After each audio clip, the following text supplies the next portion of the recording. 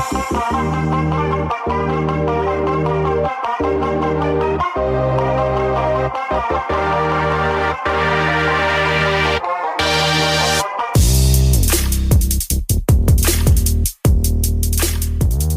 guys. What's up? Welcome back to the Filipino Fridays podcast. We are on episode 3. I am your host, Ojay, along with my co-hosts. Hey, I'm Archie. What's up, y'all? It's Archia. And we got an exciting episode for you today. First of all, we'd like to say thank you to everybody who's tuned in, who showed us some love. Shout out to everybody who DM'd us and told us how they resonated with the episode. Because of that, we got some really exciting guests coming on. Mm-hmm. So thank you so much for tuning in. Continue to tune in. And don't forget to share the podcast, rate the podcast, review it, and also follow us at Filipino Fridays podcast on Instagram. That's right. So, Ojay, what is our topic for today? Today's topic is, rolling the drum roll, TFC. It ain't the show, y'all. Not the show. Nah, no love teams here.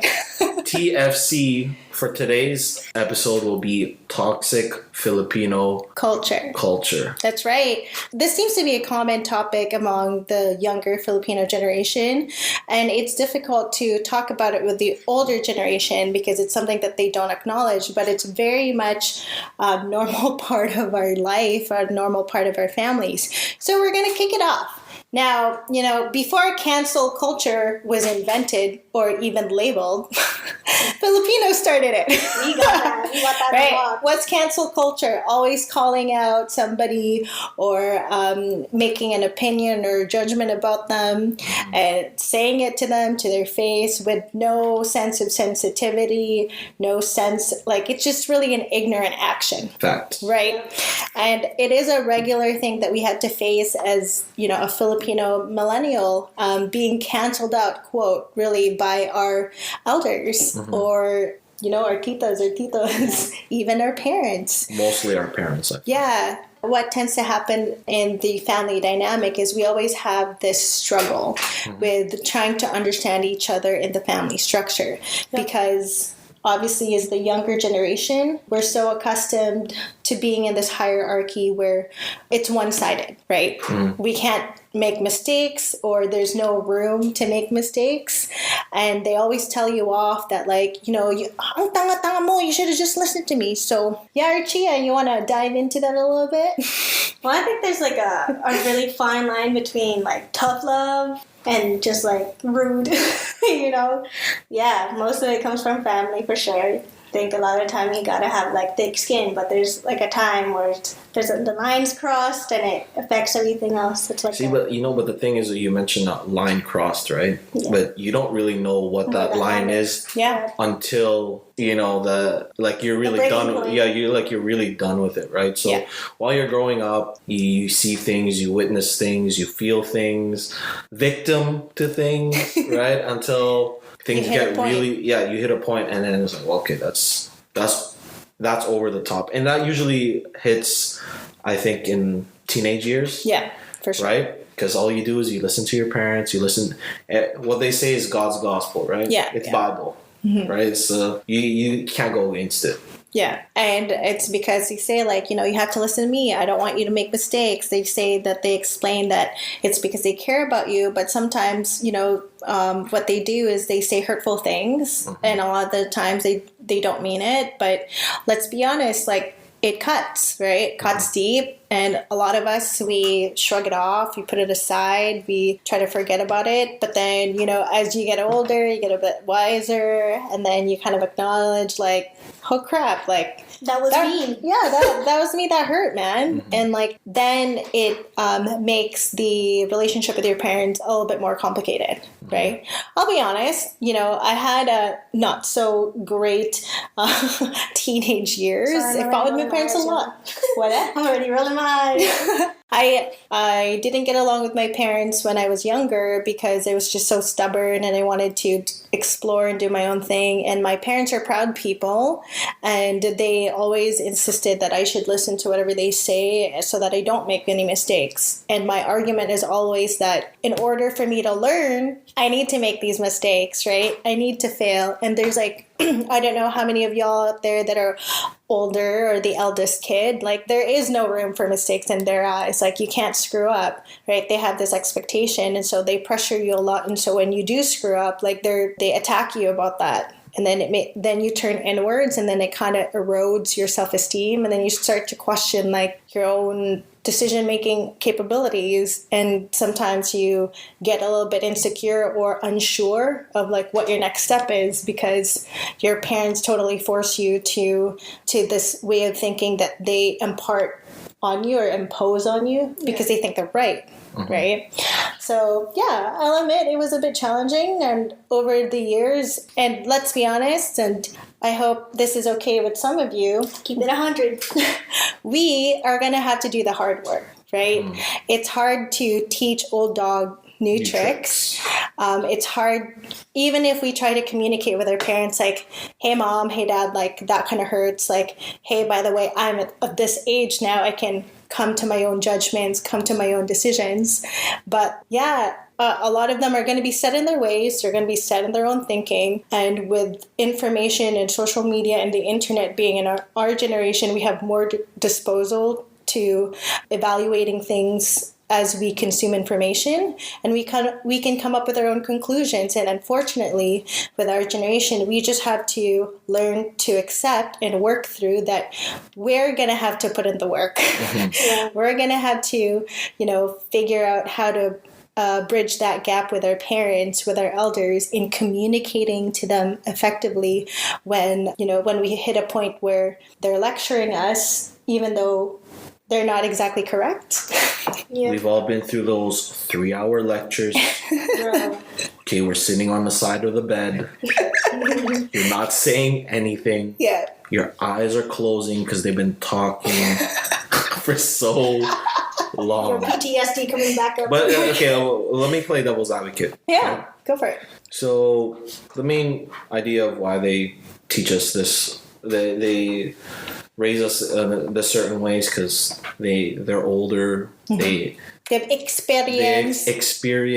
They don't want you to make the same mistakes that they did. Yeah. And I have so many thoughts in my head right now. Yeah. You gotta put it out. Oh man, I put it on the pod. I put my mom on blast, man. Oh my god. I don't know. I don't want to share too much about it. Yeah, of course. We've all experienced it. If you say something, it's considered talking back or disrespectful. And even if you communicate what you're saying, for example, if they're telling you that, ang tanga-tanga mo, or you're so dumb, you're so stupid, like, why did you make this mistake or whatever? And when you try to provide your own rationale, they either say that you're talking back or bastos ka, but then at the same time, you're kind of like, okay, well, I guess I'm not able to express myself, or I'm not able to communicate like how I'm able to feel. And unfortunately, a lot of families have to deal with that, right? A lot of the kids have to just keep that pain, or kinikim-kim nila yung sama ng loob, or in translation, they keep that hurt to themselves because they don't feel like they are able to communicate that with their parents, or they are able to communicate that with their guardians, because that's how the Filipino household structure is built. Yeah. Right? I have a story, quick story. Yeah, for sure. So I come home. Mm-hmm. And I'm not the best student in high school, so I come home. We were all in the family. We put on the answering machine because back then there was an answering machine, right? So I get the principal leaves a message that I'm not doing good in school. I'm skipping class, and then you get that side eye from my dad. Oh no! Oh my god! I'm dead. Yeah. And I really thought I was gonna die, man. So he says, blah blah blah. You're so stupid. Who you think you are? Yeah. And he kept I taught you better than that. Yeah, I never raised you like that. Mm-hmm. Who you think you are? And, lack of a better word, he kept shitting on me. Yeah. He kept stepping on me. Yeah.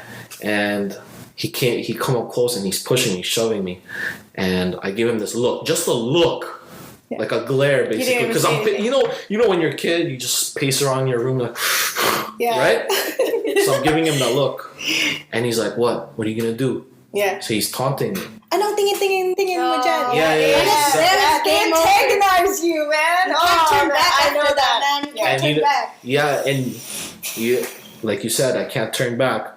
Balled I made a fist. Okay, I made a fist.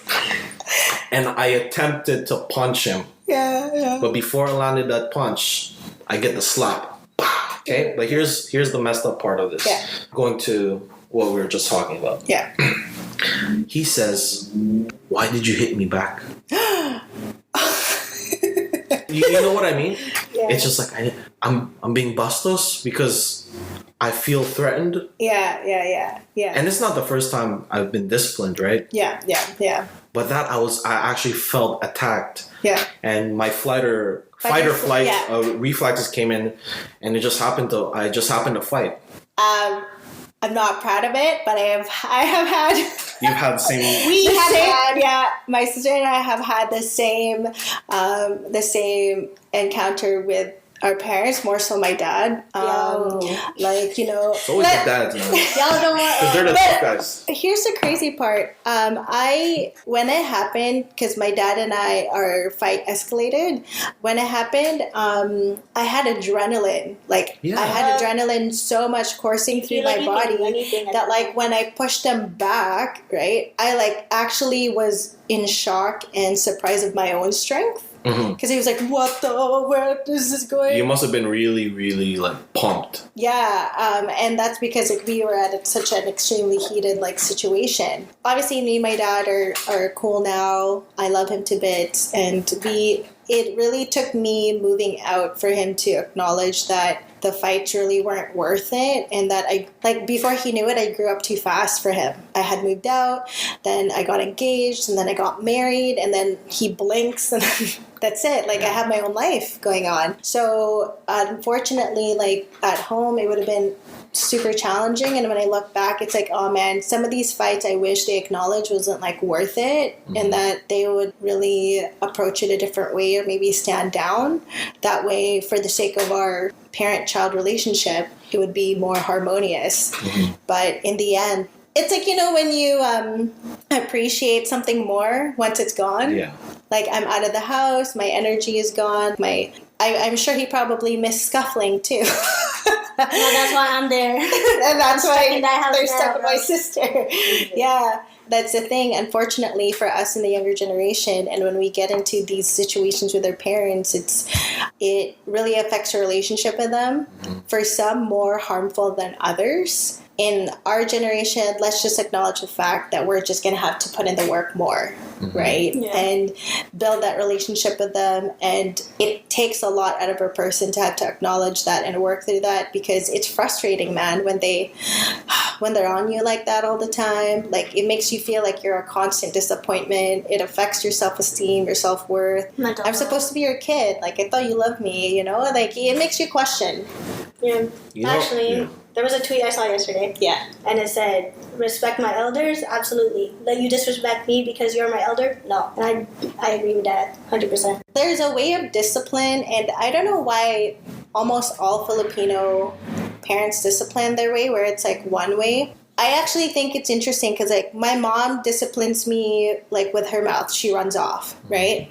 She doesn't hit, but she runs off with her mouth, and that's how we escalate. And I'm sure a lot of you guys and your moms can can relate with your moms in that kind of situation. But it boggles my mind because her parents, my grandparents, they don't discipline that way. They talk it out. They talk you through it. And whenever I would go at it with my parents, I'll run to my grandparents, because they may explain what my parents were saying in a much more calmer and level-headed and logical way than how my parents were doing it, that I actually understand it a bit more, rather than them kind of at me for it. Yeah. so a lot of us children always get our backs up against the wall because we are stuck in this hierarchy of, one-sidedness where the parents are able to come after us like that. And then when you express and communicate how you're feeling and why you're reacting that way, it's considered disrespectful. Mm-hmm. Yeah. And it's considered out of line or bastoso. Sino ka? Parang kala mo kung sino ka, kapal mo mukha mo, halika dito! Oh my God. But like going back to my story, like, can you believe that? Like, he thought I'm disrespectful because I'm defending myself. See, like, that's what I'm trying to, like, come on, man. Like, you stand up for yourself and it's disrespectful to them. Like, I don't know where that comes from. Like, where does that come from? Yeah, I think that's hard for us to explain. That's hard for us to understand. Man. I tried to do research on it, man. There's, like, no explanation for why the parent dynamic is like that for Filipino parents. That's why there's, like, memes about it. Like, I bought this print from Calligraphy. Shout out Isabel, calligraphy.co. Buy her prints, her pins, her stickers. And I'll show it to you right after this. And the print is called Choose Your Weapon. And I can already imagine it. You don't have to tell me what's there's a chinelas. There is a belt. Yeah. There is a hanger. But that is how Filipino parents discipline, and they say it's Christian discipline. No, it's not. Like, you don't need to discipline that way. Once upon a time, I got the belt, I got the slipper and the bum. If you want to go old school discipline, my grandpa. Back in the Philippines, like, because I lived in the province, I grew up in the province, right? Like, we're in the rural, like, part of the province. Yeah. My grandpa had coarse, really large, coarse salt or asin, and he made me kneel on it. Oh. And I had to stay there for, like, that's a form of torture, right? In schools, Dad actually said that when he got disciplined, they made him kneel in rice. Yeah, but that's how they grew up. Yeah, that's what discipline was when they were growing up. Maybe the Western folks here might think this is horrible, but even in elementary school, we actually did get disciplined like this. Like, for me, for example, I had computer class when the computers first came out. And they made me put my back up against the wall, or even without the wall, and then they made you bend your knees with your arms out, and then they also put books on your arms, right? So your muscles are, like, burning and you're, like, sweating so bad. Not only that, I have to tell you the story. They're not even my parents. That's the thing. It is a Filipino culture trait, right, of how to discipline. When I was going to school in the Philippines, we always had, like, pageants and stuff. So how my school is arranged, it's like a semicircle, like a horseshoe, right? And in the middle is the flagpole. And basically, there was this girl and I were talking so much, but if you can believe, she talked more than I did. And the teacher was so fed up with her that she made her go to the office, get the pageant crown, and made her walk around in a circle in the middle so that all the classes could see her. Oh my God. Like, and then, like, the teacher's like, well, since you're the queen of talking, napaka-princess mo naman ang daldal mo. So, sige ka, ayan, lumabas ka dyan. And then, that discipline by humiliation. Like, that's humiliation, public humiliation. Yeah, got the stick to the fingers. Yeah. Oh my God. See, it's not just like parents, it's like... It's all our trauma coming out right now. Yeah, it's... all our trauma is coming out in the podcast. It's like a way of disciplining that they all are familiar with that is normal. Mm-hmm. Right? To them. And wouldn't it be fair that to us it's normal too? We've normalized it. Yeah. But from the outside perspective, they think that's horrible. Like, people would, like, call the authorities about this. Mm-hmm. But then for us, it's like, okay, this is a normal part of our culture, which really shouldn't be normalized, right? Yeah. Well, look, I believe in a good spanking as a discipline. Mm-hmm. I don't believe in abusing as a punishment. At all. I agree 100%. There's different methods to punish someone, right? But to demean them or insult them and make them, like you said, feel insecure. Yeah. The long-term effects outweigh the short term. Exactly. It's harmful, it's damaging, and you know what? Let's be honest, it creates resentment. Kids are going to end up hating their parents, and they're going to be cut off from their culture, their parents, because of that type of experience, right? So yeah, that's tough. But along with that, let's continue with other toxic Filipino traits. So we previously mentioned like crab mentality, right? And that's really bringing each other down. How about like being constantly judgmental? And we're talking about this in a larger form. It saddens me that there's never a way where some fellow Filipino could just be happy for you. It's always a competition. It's always something that I don't know what it is. Ang yabang-yabang naman, ganyan. Like they always have to shame you about something. If it's not like body shaming, it's like smart shaming. It's like equality shaming. It's like there's always like an opinion. Why is the knee-jerk reaction for among Filipinos is to, come after each other like that? Which is like there's always a retort. There's always a remark. There's always a I think this topic it's something that's not going to go away anytime soon. Yeah. And it will be tough to change that mentality because let's face it, man, my mom was just telling me a story yesterday. She was talking smack about someone the other day. Our mom was last. Yeah, my God. This will take time, guys. Okay. Over the weekend, my mom was. Yeah. Well, that's you know what these people are.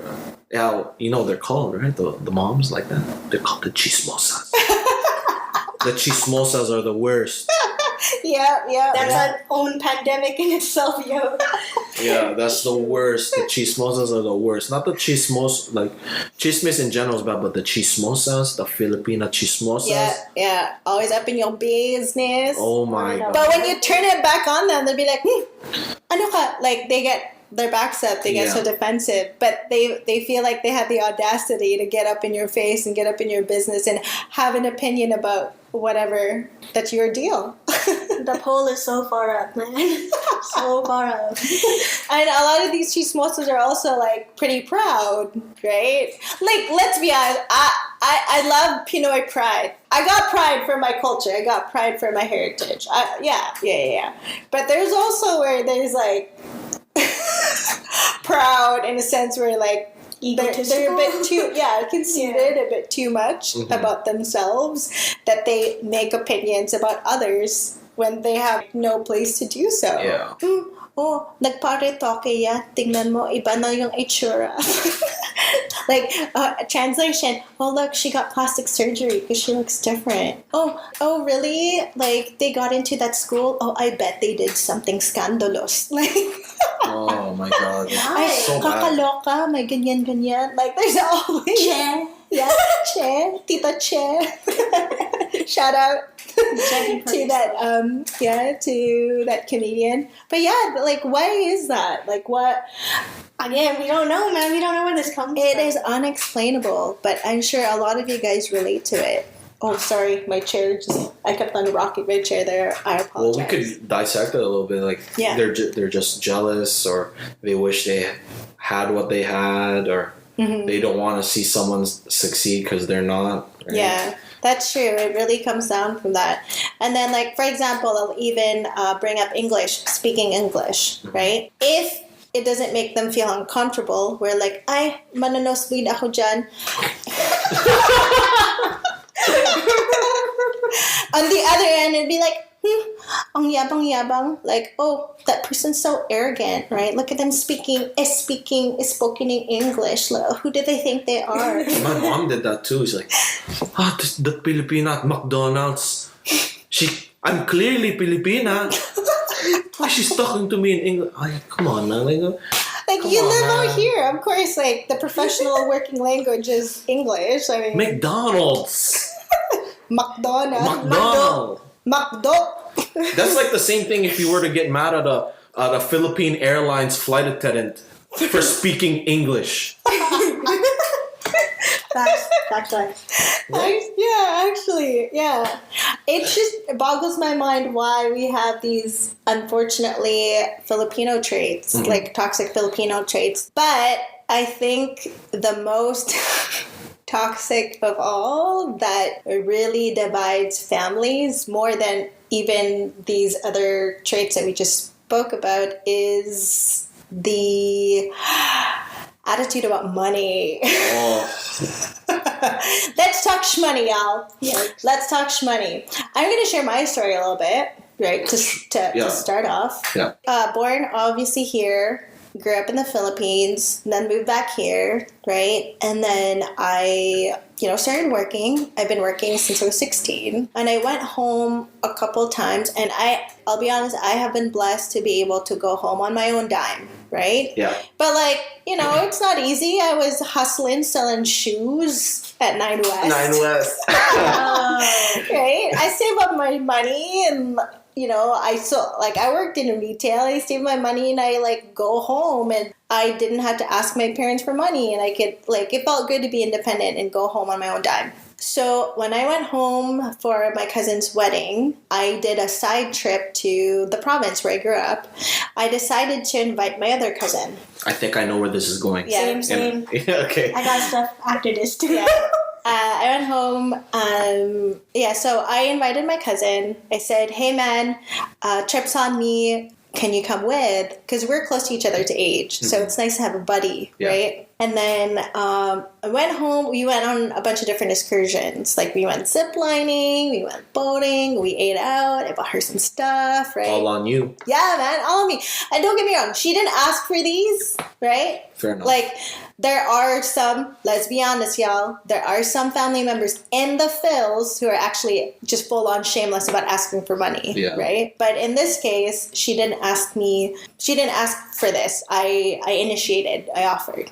I'm not expecting her to pay me back, don't get me wrong, but the very least she could have said was thank you. Yeah. And before I left, my other aunt, she gifted me this hotel stay in Manila before my flight home. And I had stayed there with my other cousin that she had met too. And I was just so heartbroken.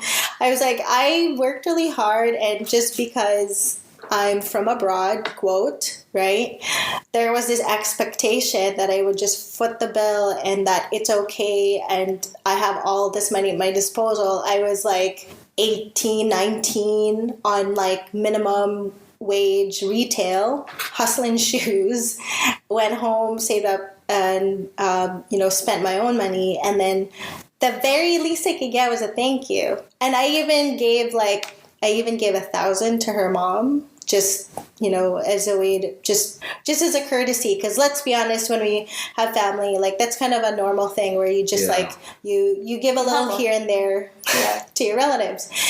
And I was heartbroken. And when I told my cousin this, my cousin from my dad's side, because the other cousin I took was from my mom's side, she's like, you know what? If this really hurts you, you should say something. So literally... Tell me you did. Yeah, literally with the last of my load, quote, the last of the money in my phone, I called her and I was full on bawling. I was crying. I was telling her how could you do this to me? All you need to do is say thank you. That's all I was looking for, just an appreciation. I'm not looking for you to pay me back maybe some other people are, right? Just because it is their money. Let's be honest, they have their own rights to be able to ask for it back or not, whatever. But for me, my own truth, I obviously wanted to share the experience with her. I appreciated her coming onto it. I also just wanted her to just be grateful and be appreciative in the end.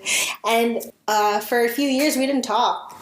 Wait, what? She didn't answer that text? No, we talked on the phone. And she just let it out. And what did she say? She said sorry. She said no, she meant it. Yeah. You sure? Yeah, I'm I don't know, maybe not. Because but I'm always a skeptical person. I know. I believe they're liars until I discover the truth. Yeah, but for me, I accepted it back then that she was sincerely apologetic. But I obviously put up a barrier, and I didn't speak to her for years. I didn't speak to her for 5 years. Do you still talk now? Until I went home, and then we went out, and I didn't bring it up, and we just picked up from where we were, because like she was my cousin and we were close in the sense that we were buddies, like we were close, and if only we lived in the same place together, I'm sure we'd hang out all the time. Like I really genuinely enjoy hanging out with my cousin, and that broke my heart. Also back then, like obviously you're like 19 years old, you only have so much money, and like when you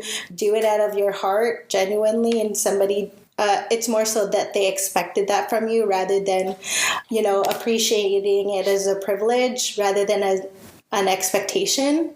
I'm going to be clear, and, you know, this might offend some of our listeners in the Philippines out there that might be in this situation. For some of us who maybe are from abroad or born here, grew up here, or half or whatever, like we're not rich.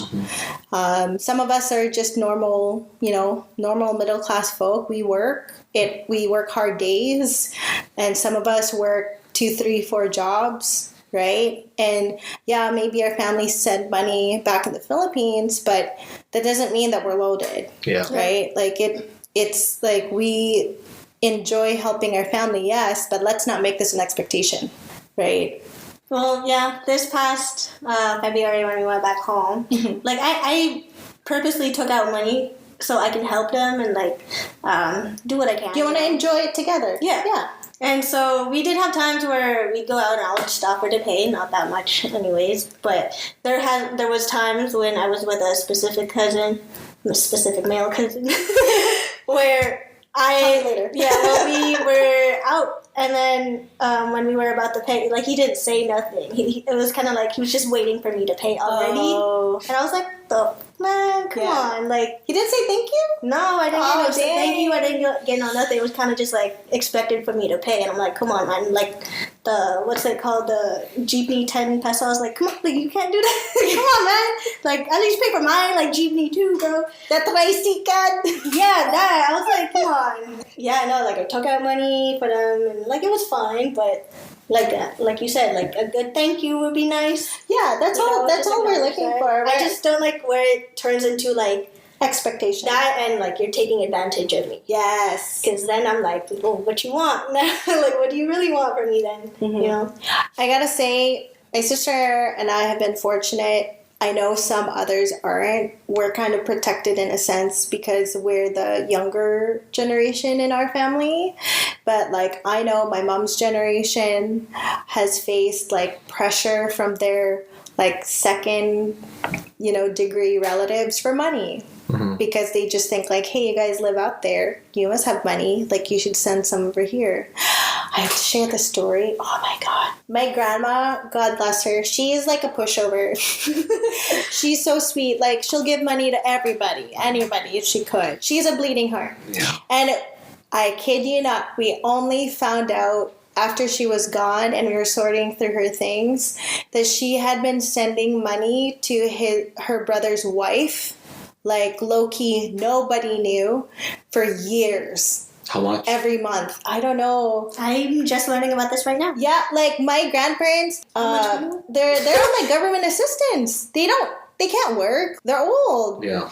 And for her to take it, so just to explain here in Canada, if you receive government assistance, it's not very much. It's really whatever's just enough. Like what you can get with food and whatever. Yeah. And like we were all in shock. Like when we started picking out receipts, we're like, what the heck? This whole time her sister-in-law has been getting money from her and she's like struggling here, but yet she'll still send them money and none of us knew. And so for all we know, what did she do with that money? Because sure as heck her brother / like that in-law's husband did not know. Yeah. And so it's a snake move. That blew our minds. Like my aunts and I, my mom, when we found out, we're like, whoa. But I guess also my grandma felt like she had this like obligation, but she really doesn't. It's just she's like heart, 70 something years old, 73 years old. Like, come on. Well, there's a reason for this, okay? There's a lack of money knowledge, or I don't know. Financial literacy. Financial literacy. Yes. Okay. I gotta drop it right now. We are for sure going to have an episode on that. I feel like for all of us fellow Filipinos out here, we are behind our Asian counterparts when it comes to the shmoney game, and I want to change that. And same. We're going to seek out for an advisor to come on in this podcast and help us, like, you know, with budget management or financial literacy. Because let's be honest, guys, we're not taught that at all. No, we're not. At home, nuh-uh. Yeah. Well, what do we know, right? You always know Western Union, Lulier. Remitly. Remitly. You know, you go to the TNT store, and the number one economy is OFWs around the world sending money back home.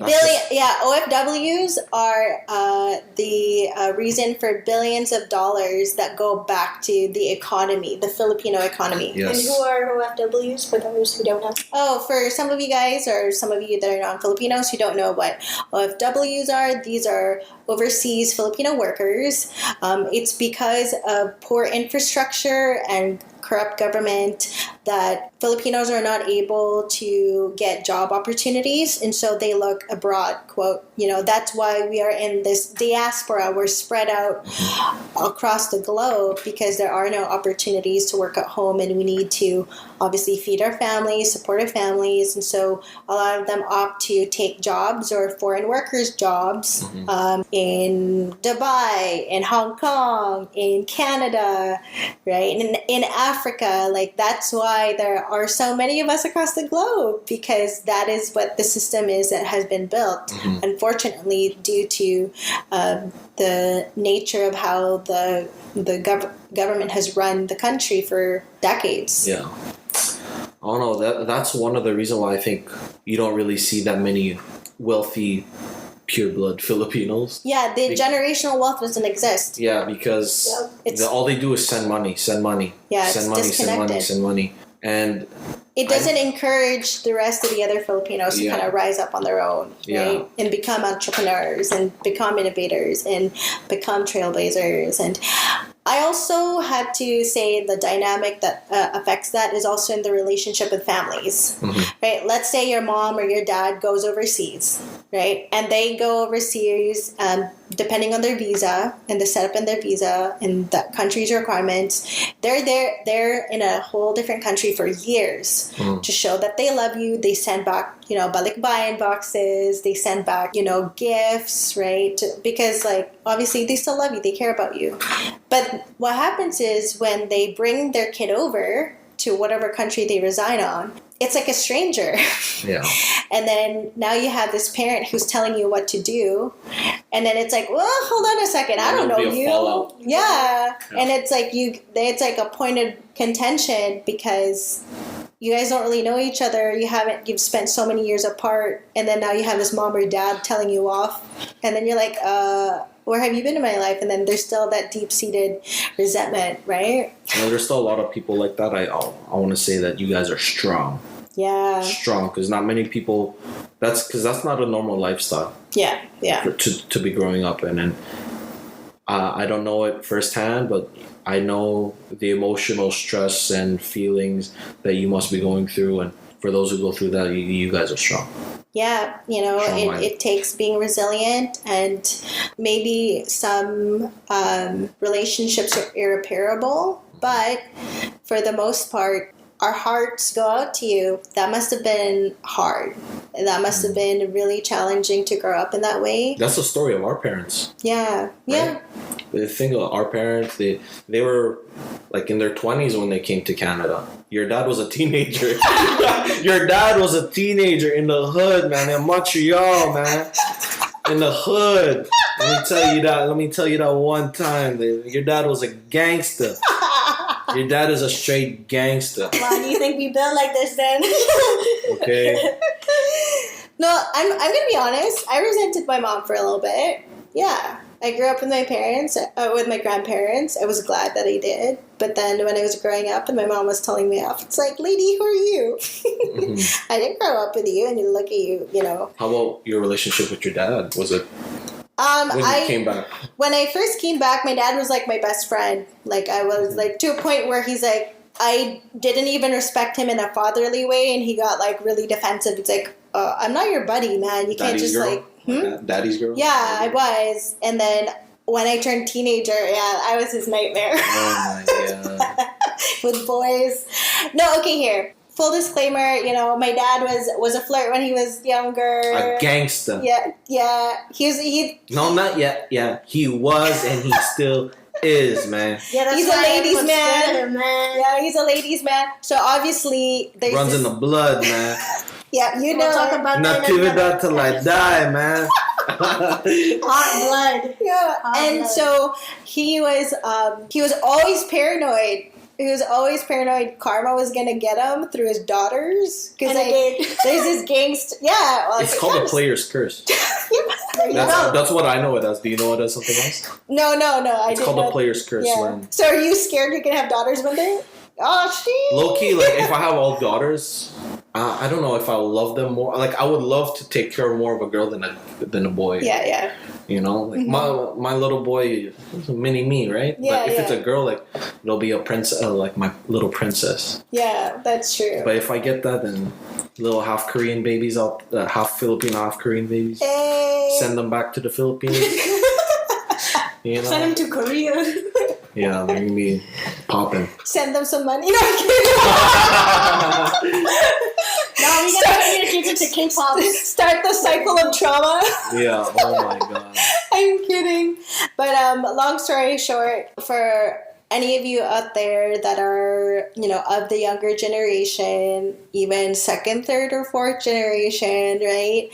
Let's just acknowledge and be mindful that we are fortunate and blessed and privileged to have social media and internet at our disposal. Mm-hmm. We can make judgments and conclusions on our own. We're a little bit more savvy with, identifying what's authentic or not. Don't be oblivious. Yeah, exactly. So when it comes to putting in the work with healing, the relationships between us and going up against these toxic Filipino traits, grow into that power, reclaim that power into yourself, that you can control that narrative, that you can make the choices to fix whatever problems that have been there that are maybe deep-seated, and that know that you are in control of improving things and making things better. Mm-hmm. Right? Like, for example, maybe some of our parents don't know how to say sorry. No, clearly. True. Right? Some of them are passive-aggressive, then they blow up. I hate passive-aggressive people. I know. Like, they're worse. Like, I want to spit on them. Yeah. But, when we encounter that, we are in a state now where we can make these choices of how we can react to it. I think, like, for me, that's how I've been able to overcome, like, these challenges with, the toxic Filipino traits in my family. And that could be the same with other families. I love my family, just to be clear. Obviously, I'm doing this podcast with my family, right? But I also acknowledge that there are some cultural traits that occur in Filipino households that are pretty common. How I've been able to deal with it is basically take charge of what I can control, and it's either knowing when to lay low and knowing when it's worth the battle or not. Sometimes having to, even though it's so hard being as a younger person, to just humble down just for the sake of, it's like one of those things that is actually what makes you, quote, a bigger person than your elder. But that is all that you can control. You can't control how they grew up and how their experience were shaped. You can't control that is how their attitudes are, however poor it may be. But what you can control is how you can react to it. What you can control is, taking the initiative, go to therapy. That is something that I want to bring up on another episode one day, because one time I mentioned therapy to my mom, and she's like, I don't want people to know about my business. Yeah, it's so nice to know other people's business. Yeah. But when it comes to your own. But when it comes to fixing your own, like, that's something that's so taboo, and something like, the concept of therapy among Filipino parents is like so like, I feel like Filipino parents need to go to therapy. Yeah, they need therapy the most because they're immigrants. Right? So they've encountered trauma. They've encountered language barriers. They've encountered the trauma of being separated from their children. They've encountered the struggle of, being a minor minority, or even they've experienced racist situations, right? And they've always kind of just put their head down. And then when their kids come over here and for once they actually are in a position of control, they compound that onto their children. They like almost dump it. Yeah. That hurt. They project it. Yeah, and that's why they really should consider therapy. But it's not a normal thing in our culture. It doesn't exist. What is therapy? Yeah, therapy or counseling, it's actually. It's not a thing. Yeah. Because then most of the time they just be like, we got God instead. Mm-hmm. But you got to do a lot of more holistic stuff. You also got to put in your own work, yeah. It's because it's all they know. Like, whatever they know is all they know. They're not open to other methods or approaches. Because they're conditioned to knowing what they But let's go, guys. Let's, come into our power. Let's put in the work. If you got to talk to somebody, you got to, if it's not a friend, if you want an outside perspective and you talk to a therapist or a counselor. Like, when my grandma died, all of my family was in the same state of grief. None of us could lean on each other, honestly. And I was in such despair. I really had... And it took, my boss and maybe HR to tell... it's not that I was showing my grief anywhere. I was just like dead inside, and it was like weird because I'm going through work and I was just not engaging with anybody just because I was going through my grief. And it really took them saying like, hey, you should probably talk to the therapist or the counselor to really get that out. I did. Mm-hmm. And he let me cry, and it's great. And he was so wonderful to just be an open ear. Also, when it's not close to you, like, it's funny how you can open up to a stranger because you don't feel like you're going to be judged versus like a friend or family. Sometimes you don't know if they've come up with a conception in their brain of what you're going through. Mm-hmm. And so anyways, long story short, my family wouldn't have thought to suggest that for sure, because that's not a normal thing we deal with in Filipino culture. They would just say, just deal with it. Yeah. You're like, get over it. Yeah. Get over it. Just sleep it off.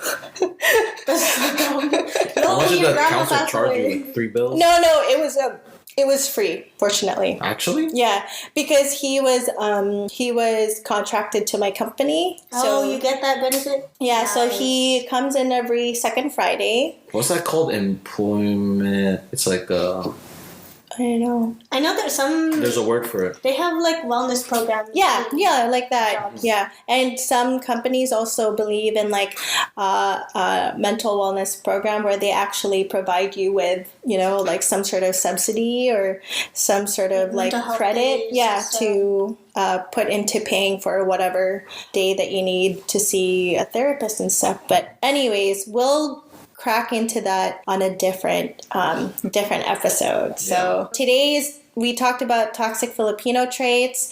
It is common, let's say, for us now in our generation technology, because like I don't like the older generation, they don't talk about this stuff. They don't talk about this. We're a bit more woke, so to say, because of the age of information. We grew up in the age of information. We grew up in the age of the internet. We grew up with all these other information around us that we're able to associate these traits that seem to be a common occurrence. We're able to associate therapy and counseling and anxiety and trauma and generational trauma is in the culture, but it's not been acknowledged. And then now, like, a lot more and more people are able to actually identify that, yeah, that is actually what we're all experiencing, what we've experienced at one point, right? Mm-hmm. So, yeah, that's pretty much. Do you guys have any other notes you want to share about toxic Filipino traits?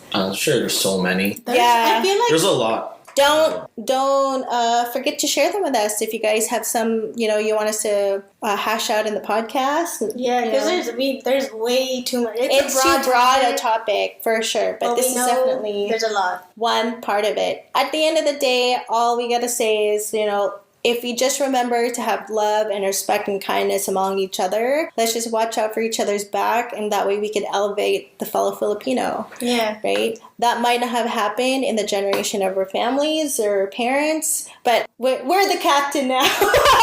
Yeah, man, all I gotta say is, it's not what you say, it's how you say it. Yeah. So I'm going to leave it at that on my part. But yeah. Yeah. So let's switch it to something else fun, right? At the end of everything, at the end of every episode, we gotta, what is it called? Switch it to something fun, something trivial. Right now we're all still kind of quarantined at home. We can't really travel. I miss traveling. Bro, I was supposed to go to Europe this year. Yeah, she was supposed to go to Europe. Where were you going to travel? I thought you were supposed to Korea. go to Korea, Japan. Yeah. Yeah. So despite the fact that we can't do that physically right now, there's no harm in fantasizing about it still. So where is the next place you would like to travel to as soon as, we get the all clear post-COVID? Other than what you guys have mentioned, is there also another dream place you want to travel to, you want to get to visit? I think I want to visit Australia. Ooh, yes. I want to visit Australia. Mm-hmm. It's on my bucket list. I don't know why, but I want to go there. Yeah, that'll just go to Whistler. Oh fuck, F that. Too many of them there. If you guys don't know, if you're listening from somewhere else, Whistler, BC, Canada, it's considered as another Australia or second Australia because there's lots of Australians in Whistler. They love outdoor sports, winter sports. Even the workers there. What the heck? Yeah, everybody's Australian. Whistler is all Australian people, man. Shoot. Yeah, how about you? Where would you like to travel this soon? You already know. I'll meet you on the other side. I'll go to New Zealand real quick. Yeah, that is her dream place. No, the White House has more COVID cases than New Zealand right now. I want to go there. I can go there right now. Yeah, actually, yeah. What about New Zealand that appeals to you? I think their culture is so cool, like Polynesian culture and stuff. And it's just so fascinating to me. I don't know come why. back doing the haka? Honestly, I just might get off that plane in that airport and I'm going to just be begging on my It's so cool. I don't know, man. But yeah, I'd go to New Zealand. What about you? We were supposed to also go to Europe. And I still dream about it. I really want to go to Italy. Florence, I want to go to Amalfi Coast, Positano. I love food. I love just the Italian architecture and, I'm still feeding for that, still dreaming of it. My background is it. So when this is all over, I hope to do that. But nobody knows when this is all over. So that's why you guys got to keep on tuning in with us during the quarantine on this podcast. Well, with that said, we just want to thank you guys again for tuning in. By the way, we just want to let you know that if you have any other ideas, any other thoughts, you can now email us. You can email us at contact@filipinofridays.com. Actually, you can contact any one of us if you're more comfortable. There's Ojay, Ojay at filipinofridays.com. There's Archia, Archia, at filipinofridays.com. And there's also me, Archie, hey, at Archie, Archie, at filipinofridays.com. So if you feel free, you can also DM us on Filipino Fridays Podcast on Insta. Don't be shy. Let us know. Yeah, we love y'all. DMs. Yeah, slide in, shoot us the DMs, shoot your shot. We're going to answer, for sure. 100%. Email us, and we got some really exciting episodes coming up with you guys, and we just want to kind of give you a little bit of a tidbit. So if some of you are following us on the Insta, you already know there's going to be hot episode, a dating episode with the Pinoys. You want to give us a little preview of what you're going to share, Ojay? I don't know, man. There's no visuals on this podcast. Sure. It's going to be an explicit, mature podcast. I will. Y'all ain't ready for this. But it'll be a good one, trust. Yeah, me and Archie are going to take a step back for this one. We're going to let the boys shine. So Ojay and two other friends are going to jump in, and they're going to share their dating experiences as Pinoys, because they have experiences dating Filipinos and non-Filipinos. Right? So, well, not only that, it's going to be a good episode, but we have a really good lineup coming up in the next few weeks, right? Yes, that's right. We got a music episode coming up. We got a food episode coming up. We got a film experience. We got an immigrant experience. We also have an artist experience. It'll be our first guest too. Yeah, so it'll be really cool. We're so excited. Thank you to everybody that's reached out, and thank you in advance to our guests that are coming on. We're so excited to have you, and we cannot wait for you guys to meet them. I think you'll really, really enjoy hanging out with them. So y'all ain't ready, man. Y'all ain't ready. Yeah, it'll be dope. It's exciting. Mm-hmm. Well, that's it for today's episode. Catch us again on the pod. Watch out for us. Again, this is Archie. Ojay. Archia. Let's get it.